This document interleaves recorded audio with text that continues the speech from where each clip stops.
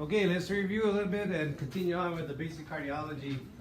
I have drawn up on the board the conduction system. Primary pacemaker side is the SA node. It is the general pacemaker side. We do have backup ones in the junctional and then in the Precordial system. Again, those are secondary and third pacemaker sites, very less effective than the SA node. The SA node can be affected by trauma, toxins, or infection. So people put things into their body. They end up having a heart attack per se, electrolytes, those kind of things can all cause the SA node to give out, and it would require them to have a secondary pacemaker site be activated. Again, it's not going to be strong enough, and so what happens to those patients, they get an implanted pacemaker site. All right. We know that we use lead 2. Lead 2 configuration is usually a lead that's attached to the right limb, upper limb, and then the left lower limb. And this is going to travel, we're going to show the travel of electricity towards that vector. Most of the electricity flows down towards the ventricles, and the ventricles then contract. That's our best lead to see a lot of the EKG rhythms, and so we're going to usually use and place that as our primary lead to look at rhythms when we're looking at it. But we do have additional ones. 1, 2, and 3 are the limb leads. They're placed on the limbs that go accordingly. Lead 1 across. Lead 2 just across the body this way, and then lead 3 going down. We do have these augmented leads. When you put on the 4-lead cable, they have 2 different poles that look differently at the different sites. And one goes up to the right side of the heart, one goes to the left side of the heart, and one goes down towards the lower base or the feet area, looking at the energy and that traveling of energy through the conduction system. The precordial leads are the V leads, the ones that go across the chest to finish up our 12 leads placed across.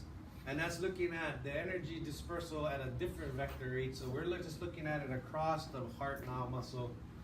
So we're going to place those on. We all know about the lead placement. This is for us when we capture a 12 lead. We want to make sure that it's in its diagnostic mode. It has to be set for the gender and age of the patient, as the machine does do some type of scrutinization. When it prints it out, it gives an interpretation. The last part is V4R. This is taking the V4 placement and just moving it onto the right side. This will look at the right ventricle on the right side of the heart. Now, as we get these traces and we're looking for them, we need to look at a different criteria, which we'll go over shortly, but basically we're looking to see what we can do as far as calculating the rate. These rhythms are either going to be regular or irregular. Regular meaning that they look really well, they march out, they look exactly identical from each part, they move together, they look very similar, and you can really march them out. An irregular rhythm would be something that doesn't march out, it looks very chaotic. There's the spacing between these EKG components are very irregular. There's nothing that seems to be marching out at all. You would use a 6-second strip. Notated by these markings on the top. Each section would be a 3 seconds, so 2 sections of these would be a 6-second strip, and overall you would count the Qrs complexes within that 6-second window to give you an overall rate. And so we would call this a rhythm, whatever it was, and an overall rate of, if there were 6 Qrs complexes, 60 beats per minute. If we had 7, again, it would be an overall rate of 70 beats per minute. All right, moving on to the rates then. When we do determine the rates and we find out what our rate is, anything between 60 and 100, we consider that a pretty good normal average rate. We'd like to see that. Anything less than 60, so 59 and below, would be called a bradycardia. Anything above 101 and above, now we call it a tachycardia. What we're looking at as far as these EKG, then we're looking for a P, PRI, QRS, and then your T wave. So P is usually upright, it's before every Qrs complex, and it's much smaller in its voltage size. So in its size, it's much smaller in comparison to what a T wave looks like. There should be a brief pause there to allow the electrical impulse to pause the AV node, to allow the atria to empty into the ventricles. We feel no muscle contraction at all. The atria do not contract enough during this time to cause a pulse. They're just emptying their volume into the ventricle As this pause, the ventricles fill even more, and then the electrical impulse continues through, giving us a QRS complex, which means that the ventricles are firing, and we should be able to feel now a pulse. If it's a strong pulse, you should feel it at the radial pulse or radial artery. And if not, then we move slowly up the arm and up to the carotid, checking out more central pulses. This denotes the ventricles depolarization. When everything it resets, we have repolarization signified as the T wave here. T wave. So the criteria when we're looking at rhythms is that there's always, we follow in this linear fashion, that we always have a P wave that is present and it's before every QRS, that is upright. It's not very long, not very large. The QRS complex, this can be wide, this can be narrow, but it should have a QRS complex, and before it should always have a P wave.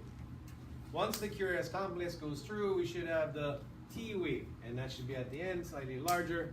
Again, the T wave in morphology as well as the QRS, we can see the QRS being wide and the T wave changing. So I'm just showing you that, hey, wow, when we looked at the initial strips and when we looked at the initial drawings that we saw on the board, these looked really upright, and now we're seeing something that's totally different. What's the T wave? Is that a P wave over here? When we see a P wave, a short PR interval, the QRS is wide. We have a biphasic T wave that kind of goes above baseline and below baseline. And just to come back to it, where is our baseline? We draw an imaginary line where we would see our P wave and QRS complex. So anything above this line would be positive. Anything below this baseline would be negative. And so you can see that the T wave went up and went back down. So we have a positive deflection, negative deflection, and it's biphasic. As far as our QRS complex is our comparison between the two.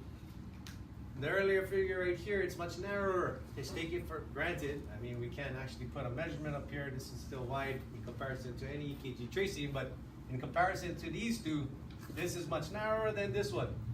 We would measure this wideness from here to here, meaning that this QRS is this wide, several boxes wide, whereas this one here is barely even a whole box. I told you we can have wide and narrow. To me, at this basic level, we're not trying to determine any abnormalities, just understand that it can change and look much different, but this should still be a sinus type of rhythm as well as this. Again, it's a biphasic T wave, and just don't get mixed up.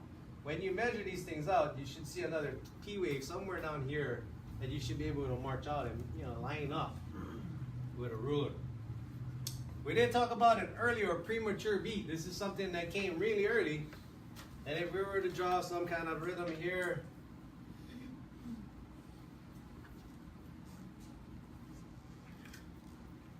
we try to make sure that these are about the same distance, and then we make something that came really early.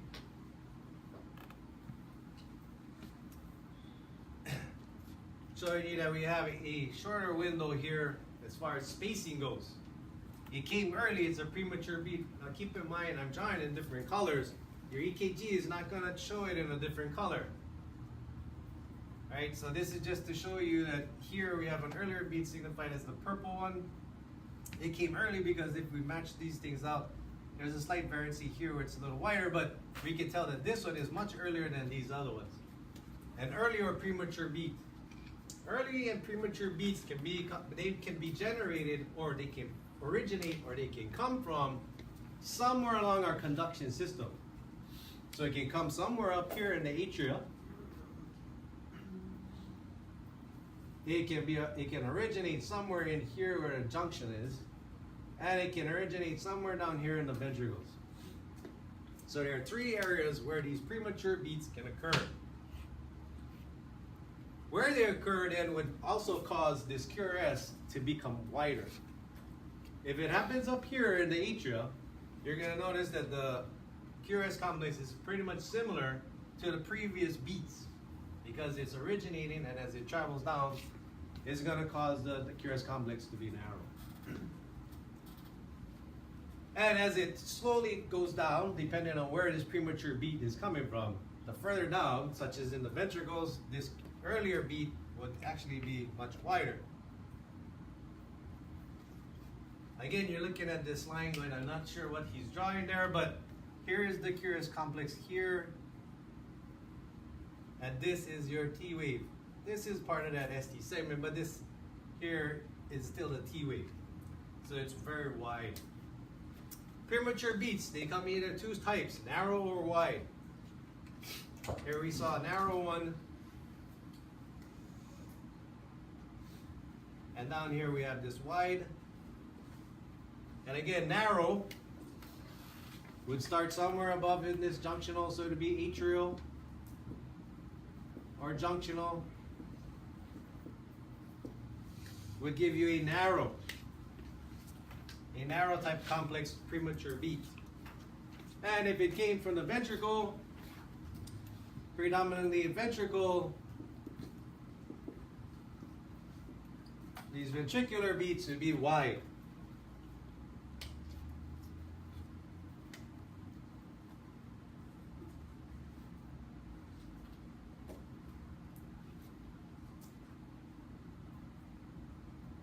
So we have a few beats here. I'm just going to draw an earlier beat.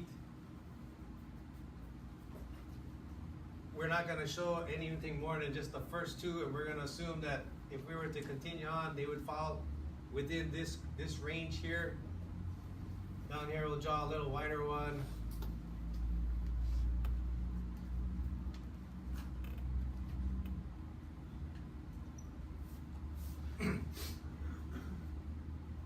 Again, we're going to say this is going to be a fixed, this is fixed, this area right in here is fixed.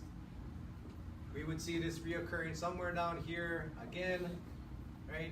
And somewhere down here again, it would be the same as this spacing. But that earlier beat that just occurred happened here and here. This narrow beat, because the reason why it's narrow is because the QRS is narrow. And this wide beat is wide because the QRS is wide.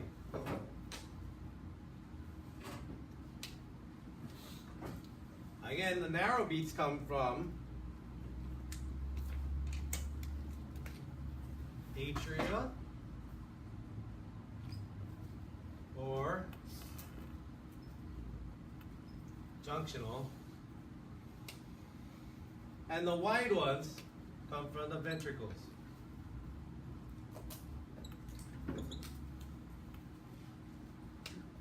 As a result, then we would call these, usually we're going to just look at what's called a PAC for now, which comes from the atria. Premature atrial contraction. Premature atrial contraction, it comes from the atria. And it's a early or premature beat that usually has a P wave. Very narrow complex and has a T wave. It just came early along this cycle. Premature atrial contraction came from the atria, and we go back to our conduction system. It happened above the ventricles. When we come down to this larger or wider QRS complex, this is a premature ventricular complex.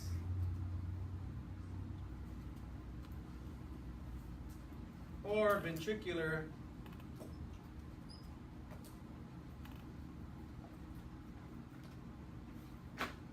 ectopic. So premature ventricular complex or ventricular ectopic. It just means that it came from the ventricles and it's not supposed to.